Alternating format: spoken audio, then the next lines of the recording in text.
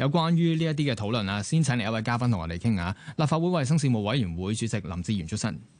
早晨。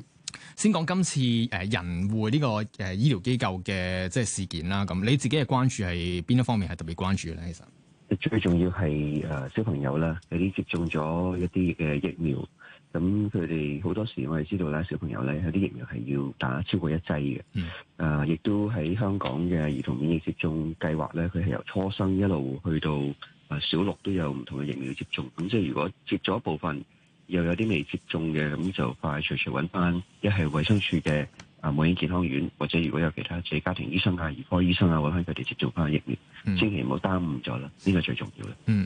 不過係咪好似都話有一啲喺仁匯接種嘅疫苗咧，有時係母嬰健康院係冇提供嘅？例如話有啲係日本腦炎疫苗啊、輪狀病毒疫苗等等咁。如果係呢啲情況，咁可以下一步又點樣做咧？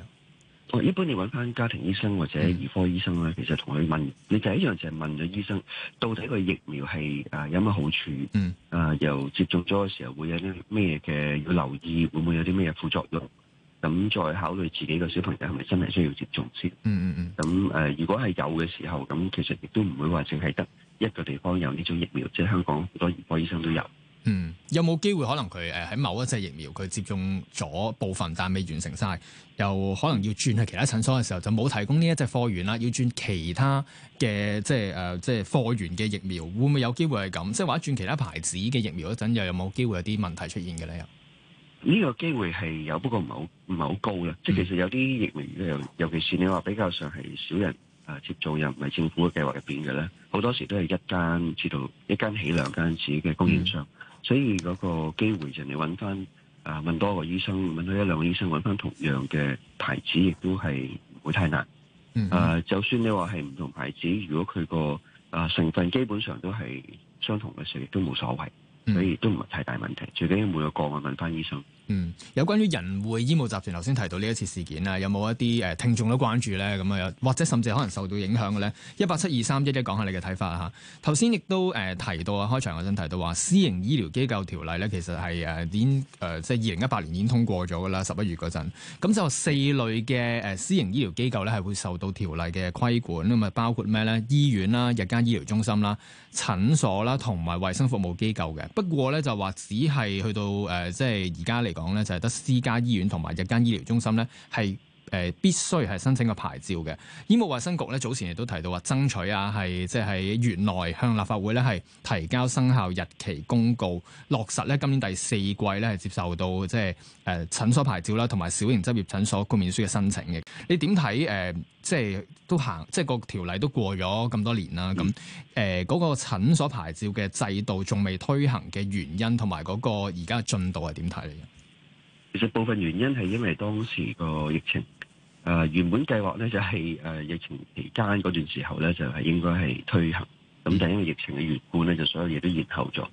咁然之後你見到今屆嘅政府亦都有好積極去做個醫療嘅改革，咁所以呢件事情亦都係好似慢咗啲。咁但係其實就舊年衛生事務委員會都已經討論過一份文件係政府提交嘅啦，就已經係講咗成個流程嘅同埋計劃，咁個時間就據報道亦都好似衛生署話係可能會好快會有公佈，即係政府好快會有公佈，可能今年下半會係實施都唔定啦。咁但係我哋必須要了解呢，即係呢一個嘅監管咧，佢監管嘅係診所即係有醫生或者牙醫駐診睇病應診嘅地方。就對於你話如果有個醫療集團，佢喺商場嗰處去做一種咁樣嘅銷售或者係展覽然之後又會有推廣送一啲嘅 BB 車等等，呢個未必係佢監管嘅地方。即係而家個法例嚟講，我哋係監管一個醫生嘅診所，譬如個診所入邊佢係咪有個好嘅人事管理啦？佢有冇投訴機制啦？佢嗰啲設施係咪達標啦？佢嘅感染控制係咪達到標準啦？等等。即係換言之，頭先提到啦，當局計劃如果係真係第4季開始接受一個診所牌照嘅申請，都有個質疑，就係究竟呢一類頭先提到，譬如仁匯呢一類嘅醫務集團，算唔算係診所咧？你眼中就可能未必係咪咁樣講咧？嗱，佢如果開一個中心，然之後我揾幾個醫生翻嚟，你得閒嚟睇下，或者一個禮拜嚟睇一日半日咁佢咪叫自己做診所嘅，真係受到呢個規管咯。咁但係如果佢係有一個中心，然之後佢係純粹我幫人打針，我有護士喺處，或者我有啲叫做受過訓練嘅人士打針，咁呢個就唔喺佢嘅範圍之內，唔喺佢監管範圍之內。當然可以爭議就係、喂，咁你打針你算唔算係個醫療行為咧？咁你係咪一定要醫生或者註冊護士去做咧？咁嗱，但係即係呢個醫療行為呢樣嘢，香港係冇界定，完全冇界定。Okay. 但係一般呢個係有啲漏洞喺。譬如打疫苗唔係都要醫生去處方嘅咩？係咪咁樣嘅？疫苗應該要醫生處方。咁算唔算係叫做一個即係有個醫生喺度應診啊？算唔算呢個行為算唔算？嗱，你睇一睇就係即係譬如我哋根據報道啦，佢喺商場嗰處有啲嘅銷售或者係展覽，咁嗰處我相信你唔會揾到醫生去嗰度銷售嘅。如果醫生去銷售嘅疫苗咧，我諗佢好快俾醫委會捉咗去問話嘅，即係我哋唔會咁樣做法。我哋可以推廣個疫苗嘅接種，但係我哋唔可以銷售，唔可以兜售嚟我度接種啦，賣套餐啦，好好啊，我有冇人哋冇，先唔可以講啲咁嘅説話。咁但係如果你喺個商場嗰處咁樣兜售嘅時候，即係呢一種嘅行為都已經唔係一個醫生嘅行為，亦都冇乜理由要你做咩買定先咧？即係香港你小朋友嘅疫苗接種咁啊，衛生署都有嘅啦，大部分。你話係冇嗰啲，亦都唔係得佢獨家有，咁點解要買定先？即係呢種套餐、套票式嘅購買手法，其實對市民個保障係真係唔係高。即係你就從佢可以喺度去到搞展覽，又或者係買一啲疫苗套餐呢一類，咁其實佢都唔係淨係小朋友嘅疫苗嘅，成人疫苗都有嘅。唔係即係醫生如果做呢咁嘅嘢就唔啱嘅。簡單嚟講。即係我哋會推廣疫苗接種，但係我哋唔會叫人哋去我度打疫苗，去我度買。咁你疫苗得啦，咁當然你去打疫苗要處方。咁但係你推廣你買咗套票嘅時候，有冇攞個醫生去處方先去買咧？我就好懷疑呢樣嘢。即係你會唔會係啊？我哋好好嘅，我哋獨一無二㗎，你乜乜問你講晒跟住咁你想買啊？不過咁你要見咗醫生先喎。咁醫生就要講嘅好處啊、壞處啊、接種嘅時候啊要注意啲乜嘢等等，即係。一個知情同意嘅，咁住你銷售冇㗎，你買咗就算，你買咗見醫生，買咗攞咗俾咗錢先去，攞訂先去接種之前先去見醫生攞個處方，咁啱唔啱？咁梗係唔係好啱？你點會買咗先嘅啫？你買咗先問下人哋啱唔啱啦，咁冇可能㗎。即係呢種手法係本身會有問題。另外坊間有啲處所咧，就唔係淨係講話即係打疫苗嘅，做體檢啊嗰類咁。其實日後會唔會係唔受呢個私營醫療機構條例要領牌嗰個嘅範圍嘅咧？係咪唔關事？你講得啱啊！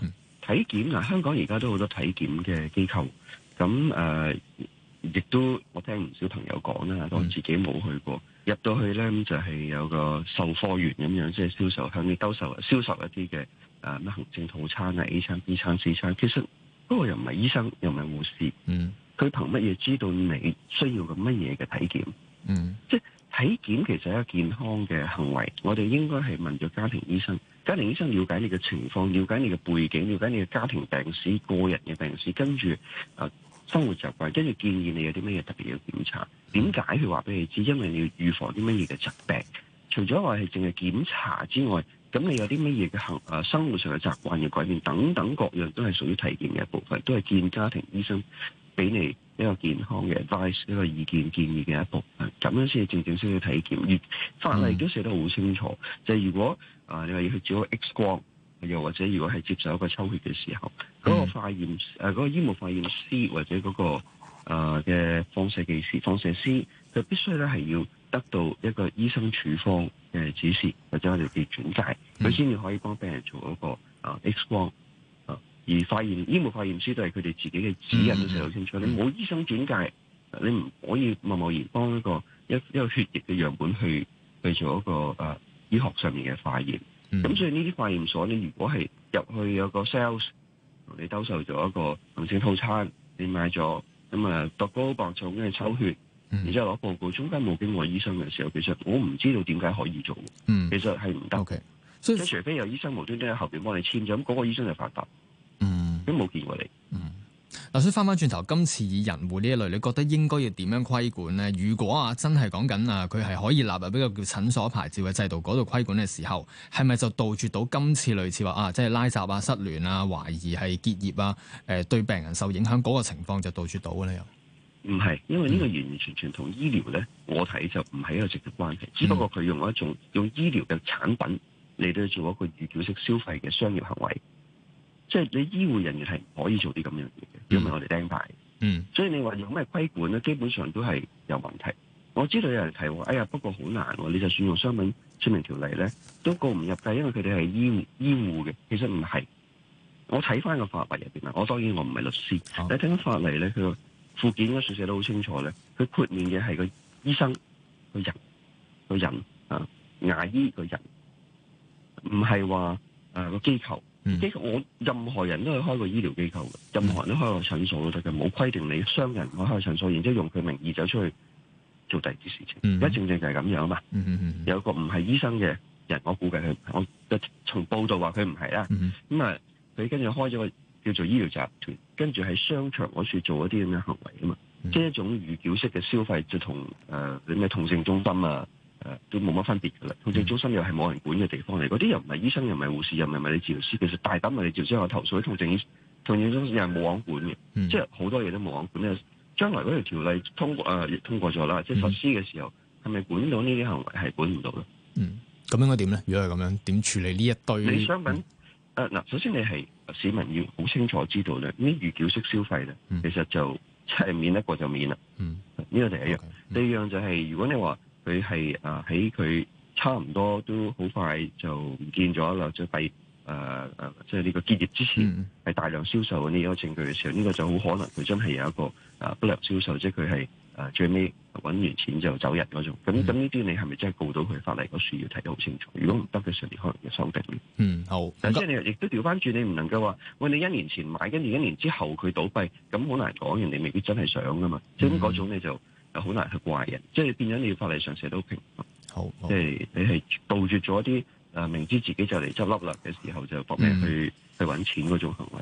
咁但係市民要知道，即係預繳式消費係咪有必要先？首先疫苗真係冇必要。好，唔該晒林哲玄。林哲玄係立法會衛生事務委員會主席啊嚇咁。